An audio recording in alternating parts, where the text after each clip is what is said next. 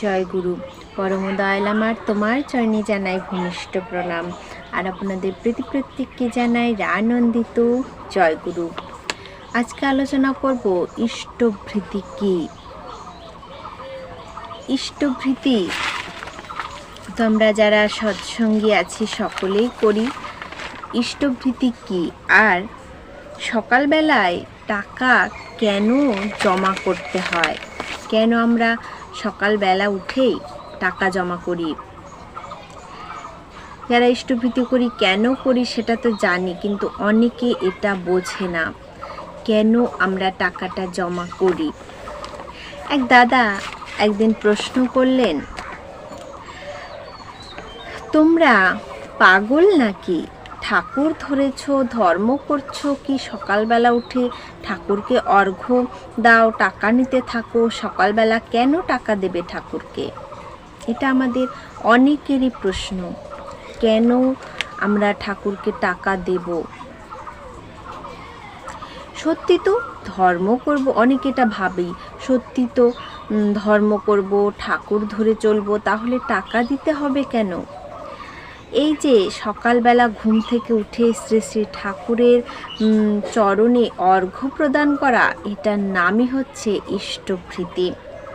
তো আজকে আমরা জানব ইষ্টভৃতি কি, ইষ্টভৃতি কেন করতে হয় এবং কেন করতে হয়, কেন আমাদের সকাল সকাল শ্রী শ্রী ঠাকুরের নামে অর্ঘ্য প্রদান করতে হয়, সেই নিয়ে একটি ছোট্ট আলোচনা আমি আপনাদের সামনে তুলে ধরার চেষ্টা করব। আপনারা অবশ্যই ভিডিওটি মনোযোগ সহকারে শুনবেন। এবার শুরু করছি ইষ্টভৃতি কি।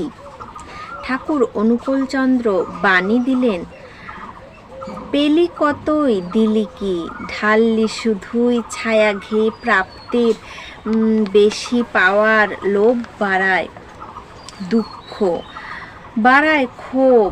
আবার ভগবান শ্রীকৃষ্ণ শ্রী শ্রী গীতাতে কর্মযোগ বাড়ানোর 12 নম্বর শ্লোকে বললেন, যজ্ঞের দ্বারা তৃপ্ত হইয়া দেবগণ তোমাদিগকে অভীষ্ট ভোগ্য বস্তু প্রদান করিবেন, তাহাদিগের প্রদত্ত বস্তু তাহাদিগকে না দিয়া ভোজন করিলে কৃতজ্ঞ পরসাধাই চোরের ন্যায় কাজ করা হয়। অর্থাৎ আমাদেরকে সাবধান করেছেন যে তিনি তো সবই দিয়েছেন, কিন্তু আমরা যদি ভগবানকে না দিয়ে খাই তাহলে সে চোর হয়, যে না দিয়ে খাবে সে চোর হয়। এই যে ইষ্টভৃতি আমরা সকালবেলা ঘুম থেকে উঠে খালি পেটে সূর্য ওঠার আগে করে থাকি, আমরা কিন্তু সূর্য ওঠার আগে কিন্তু ইষ্টভৃতি করার নিয়ম করে থাকি। এর যে কি মাহাত্ম্য তা তারাই বুঝবে যারা এটি ঠিকভাবে পালন করতে পারেন। ঠাকুর বলেছিলেন না, উষা নিশায় মন্ত্র সাধন, চলাফেরায় জপ। তো উষায় উঠেই আমাদের কিন্তু ইষ্টভৃতিটা করা উচিত, নাম ধ্যান করা উচিত। আমি এটি বলছি না যে প্রত্যেক সৎসঙ্গী বা যারা ঠাকুরের দীক্ষা গ্রহণ করেছেন তারা সঠিক নিয়মে ইষ্টভৃতি পালন করে থাকেন, প্রত্যেকে কিন্তু এটি পালন করেন না। কিছু কিছু মানুষ আছেন যারা ইষ্ট দীক্ষা নিয়েছেন কিন্তু তারা ইষ্টভৃতি পালন করেন না, একদমই পালন করেন না। প্রচুর মানুষ আছেন ইষ্টভৃতি করেন খেয়াল খুশি, যখন ঘুম ভাঙে তখন করেন, কখনো 10টা কখনো বা 12টা। কিন্তু ইষ্টভৃতি সঠিক নিয়মে কখন করতে হয়, এর আগে অনেক দিন আগে আমি একটি ভিডিও দিয়েছিলাম যে সঠিক টাইমটা কখন ইষ্টভৃতি করার। আপনারা যদি চান সার্চ করে অবশ্যই সেটি দেখতে পারেন যে কখন ইষ্টভৃতি করার সঠিক নিয়ম, এই নিয়ে ভিডিও দেওয়া আছে। অবশ্যই যাদের অসুবিধা, যারা জানেন না তারা অবশ্যই দেখে নেবেন। ইষ্টভৃতির সঠিক নিয়ম পালন কি, ইষ্টভৃতি কিভাবে করতে হয় সেটি ঠাকুর অনুকূলচন্দ্র বাণী দিলেন। যতই আসুক আপদ বিপদ, যেমনই হোক প্রাণ, ইষ্টভৃতি আনেই আনে সবার পরিত্রাণ। ইষ্টভৃতি মানে ইষ্টকে ভরণ পোষণ করা। ইষ্ট মানে গুরু, আর ভৃতি মানে হচ্ছে কি ভরণ করা, মানে গুরুকে ভরণ করার নামই হচ্ছে এই ইষ্টভৃতি। এই ইষ্টভৃতি নিয়ে মানুষের মনে প্রচুর দ্বিধা দ্বন্দ্ব রয়েছে, প্রচুর মানুষের প্রচুর প্রশ্ন। প্রচুর মানুষ প্রশ্ন করেন, ধর্ম করব, ঠাকুরকে ডাকবো, দীক্ষা নেব, কিন্তু প্রতিদিন পয়সা কেন দেব? ধর্ম করছি, ধর্মের জায়গায় ধর্ম থাকবে, আমি কেন প্রতিদিন তাকে টাকা দেব, তাকে পয়সা দেব কেন? এরও নিশ্চয়ই কারণ আছে। অনেকে বলেন, আমরা খেতে পাই না, কষ্টের পয়সা ঠাকুরকে কিভাবে দেব? আচ্ছা, আমরা এই পৃথিবীতে জন্ম নিয়েছি মানুষ রূপে, কার ইচ্ছায়? স্বয়ং ভগবানের ইচ্ছায়। তিনি যদি না চাইতেন তাহলে কিন্তু আমরা জন্ম নিতামই না। তাহলে কি আমরা জন্ম নিতে পারতাম? তিনি যদি না চাইতেন এই সুন্দর পৃথিবী দেখতে পারতাম, উপভোগ করতে পারতাম? কখনোই পারতাম না। আমরা অহংকার করতে পারি, কিন্তু কখনো ভেবে দেখেছেন আপনি কে? আপনি কোথা থেকে এসেছেন? আপনার পরিচয় কি? এই প্রশ্নটা একবার হলেও ভেবে দেখবেন, আপনি কে, কোথা থেকে এসেছেন, কোথায় বা ছিলেন, কি করে এলেন এই পৃথিবীতে? আচ্ছা, আপনাকে যে মা জন্ম দিয়েছে, আপনি কি সেই মাকে আগে থেকে জানতেন, চিনতেন? নাকি আগে থেকে জানতে পেরেছিলেন উনি আপনার পিতা হবেন?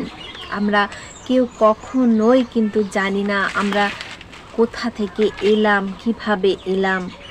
ঠাকুরের দয়া যদি না থাকতো আমরা এই সুন্দর পৃথিবীটাকে উপভোগ করতেই পারতাম না, এই সুন্দর পৃথিবীতে আসতেই পারতাম না, এত দৃশ্য কখনো দেখতে পারতাম না, ঠাকুরের সান্নিধ্য পেতাম না। এখন প্রশ্ন হলো, আমরা ভগবানকে কি দিচ্ছি? এই যে প্রশ্ন, এই প্রশ্ন কিন্তু আমরা কখনো নিজেকে করিনি। এই প্রশ্নটি যদি আমরা প্রত্যেকে নিজেকে করি তাহলে দেখবেন কেন আমরা অর্ঘ্য দিই এর উত্তর পেয়ে যাবেন।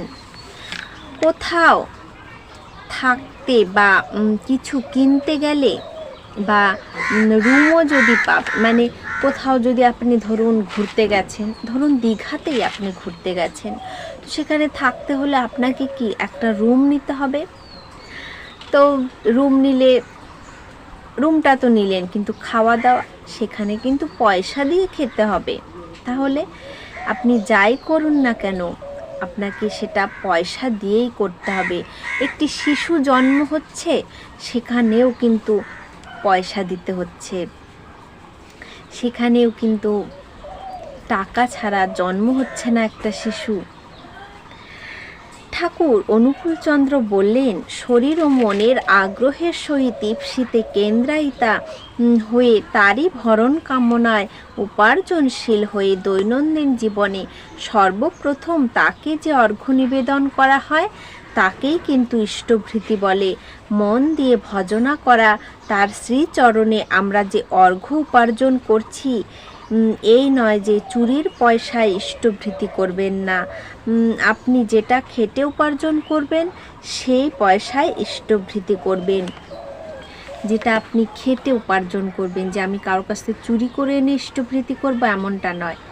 আর ইষ্টভৃতিটা কেন করবেন?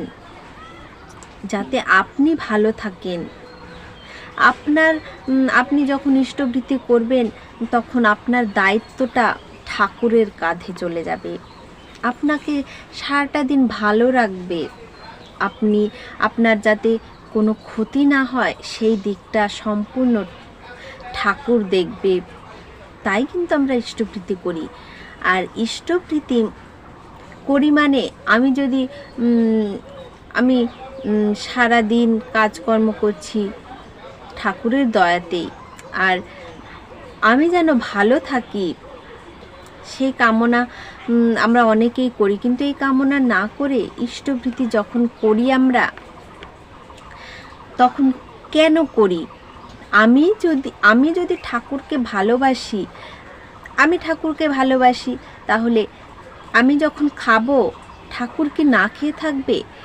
তাই খালি পেটে ইষ্টভৃতি করি এই কারণে, যাতে আমি খাবার আগে আমি আমার ঠাকুরকে কিছু দিতে পারি। সেই কারণেই কিন্তু ইষ্টভৃতি করি। তো এই প্রশ্নগুলো, এই দ্বিধাগুলো কখনো মনে আনবেন না যে কেন আমি টাকা দেব। হ্যাঁ, টাকা আমরা দিই, কিন্তু কেন দিই? আমাদের নিজেদের ভালোর জন্যই দিই। আশা করছি আপনারা বুঝেছেন বা বোঝাতে পেরেছি। এই প্রশ্নগুলো অনেকেই আমাকে কমেন্টে করে যে কেন তোমরা টাকা দাও। তো আমি দয়া করে বলছি, এই কমেন্টগুলো আপনারা কেউ করবেন না। কারণ ঠাকুর আমার ঠাকুরকে আমি দিই, এতে এত প্রশ্ন আসবে কেন?